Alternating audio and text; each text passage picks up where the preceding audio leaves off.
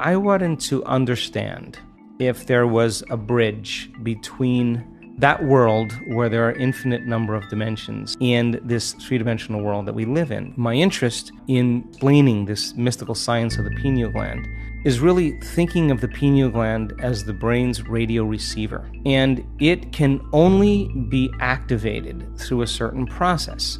When this latent system switches on, the arousal that's created is energy moving from the body right up into the brain. And that energy rushes all the way up into the pineal gland. The moment that happens, the brain goes into what's called gamma brainwave patterns. They're having a full-on sensory experience without their senses.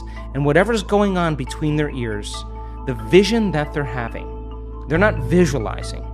It's happening to them. And the person now is literally in a whole nother world. They're in another dimension. That's why the pineal gland is called the third eye, because it's a profound vision. Once the autonomic nervous system switches on and it goes into gamma brainwave patterns, that radio receiver has tiny little calcite crystals, stacked rhombohedrons that are on top of each other. And those crystals begin to shimmer. They begin to oscillate. And now the radio receiver is activated. And when the brain latches on to a frequency, the pineal gland acts as a transducer. And the pineal gland begins to release upgraded versions of melatonin. Melatonin already causes us to dream, but now you're going to really dream. It already causes us to relax, but now you're going to make a benzodiazepine. You are going to chill way out. You are no longer going to be in survival. Melatonin's already an antioxidant, but you're going to make two of the most powerful antioxidants known to man.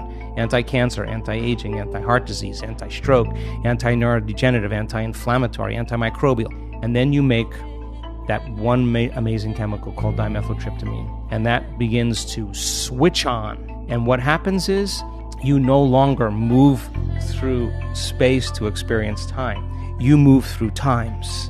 And you experience dimensions or spaces. And the biggest lie that we've ever been told is that we're linear beings living a linear life.